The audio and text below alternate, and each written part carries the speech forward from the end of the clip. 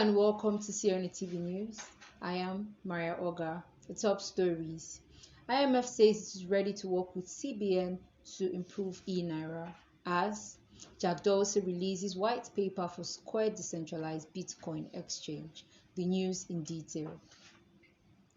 The International Monetary Fund (IMF) has announced it is ready to work with the Central Bank of Nigeria to improve its CBDC, the e-Naira.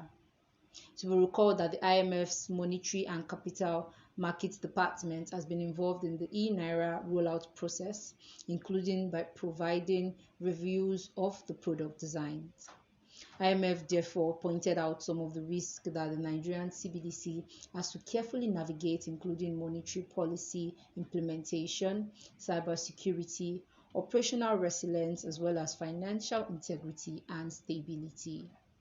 However, IMF said it is ready to collaborate with the Nigerian Central Bank on data analysis, cross-country studies, and sharing of the e-Naira experience with other countries. IMF added it will be discussing further with the Central Bank of Nigeria evolution of the e-Naira, including the design, regulatory framework, and other aspects. Funding platform Orika has announced its partnership with a charity organization called Banga Project to drop NFTs on its platform and use those funds to build a school in Sese Island in Lake Victoria, Uganda. Orika, which was launched on Thursday at the AIBC Summit, AIBC Malta, is an ethical funding platform supporting artists and social impact organizations to create and sell NFTs. According to Orika founder Daniel Nanier, $70 billion of crypto moved through Malta after it became blockchain island, and Sese Island families struggle on less than $8 per day. He therefore decided to use the launch of Orika NFT platform at the AIBC Malta to start making positive changes.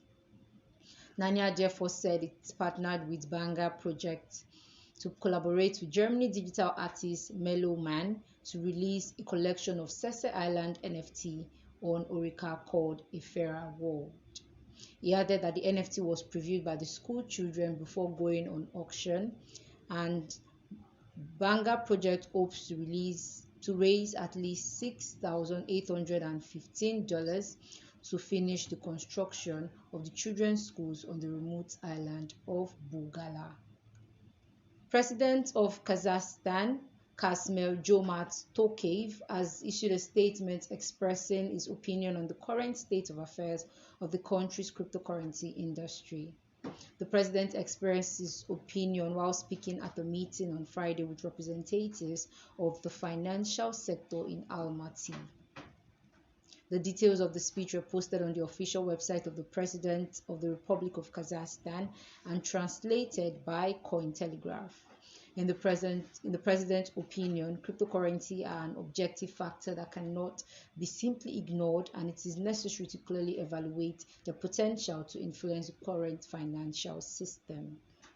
He therefore said work should be resumed on the formation of a balanced regulatory environment for the creation of cryptocurrency exchanges in the country.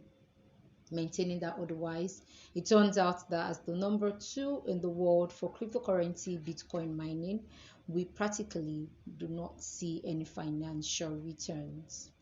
The president, however, added that the country's financial institution must seize the chance and tackle ambiguous goals, as it is necessary to not only copy someone else's experience, but to develop and promote new formats of services that go beyond the border of Kazakhstan.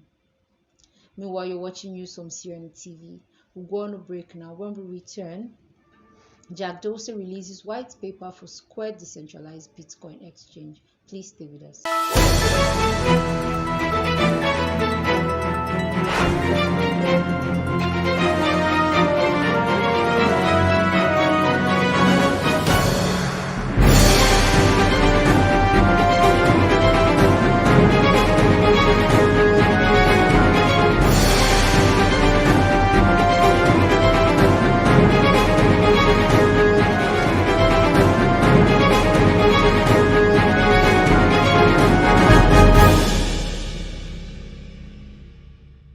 Jack Dorsey, co-founder and CEO of both Square and Twitter, has released a white paper detailing plans for Square decentralized Bitcoin exchange TBDEX. The white paper, which was released on Friday, indicated that TBDEX will not utilize a trustless model and would also not feature its own governance token.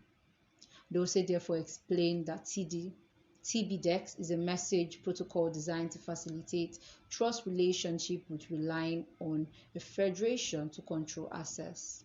The Square CEO thereafter stated plans to include many features that would make it far less decentralized than a DEX in the truest sense of the word. However, the white paper called for the deployment of blockchain analytics solutions, either built into the DEX or through a third party to track transactions on the platform. Dorsey further said such solutions would likely enable authorities to cross-reference payment IDs and public wallet addresses with KYC information to unveil personal identities behind transacting parties. Binance CEO Changpeng Zhao, also known as CZ, has announced that the United States branch of the worldwide crypto exchange Binance US is expected to complete a funding round to raise a couple $100 million. CZ made this known while speaking at Bloomberg New Economic Forum, claiming that he was unaware of the precise amount. However, the official confirmation of the financing round may come in about a month or two. To be recalled that the regulatory worries surrounding Binance US ultimately resulted in investors backing out of a $100 million funding round, which Brian Brooks, the former CEO of Binance US, had initially chased under the pretext that Binance US holds and would follow all United States regulatory standards. However, the investors backed out due to fears surrounding CZ's 90% ownership stake in the exchange and concern over an investigation from the US authorities into money laundering and tax issues, promoting Brooks to resign. Meanwhile, despite the difficulties, CZ is still confident that Binance US will be able to attract the capital it needs to go public. Now moving on to sport.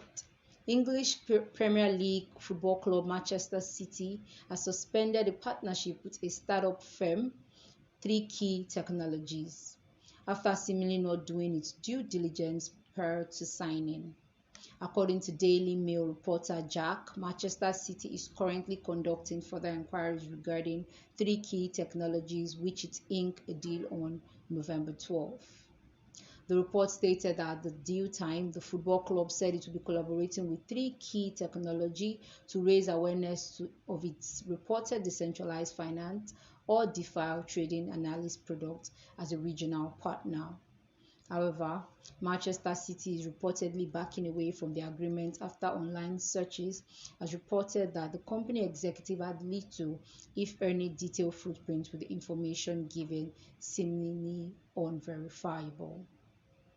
And that's CNETv news today. But before we go, a quick recap of our top stories.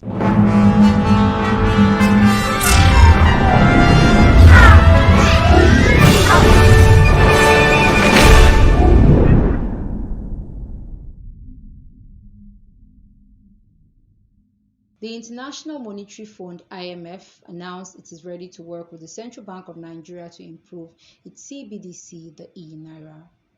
And you heard that Jack Dorsey, co-founder and CEO of both Square and Twitter, released a white paper detailing plans for Square decentralized Bitcoin exchange TBDEX. Meanwhile, for more amazing content from this station, you can download our TV application from a Google Play Store or App Store. You can also follow us on our social media handles at CNETv1 on Instagram, on Facebook, and also on Twitter. Thank you so much for watching. I am Maria Oga. Do enjoy the rest of your day.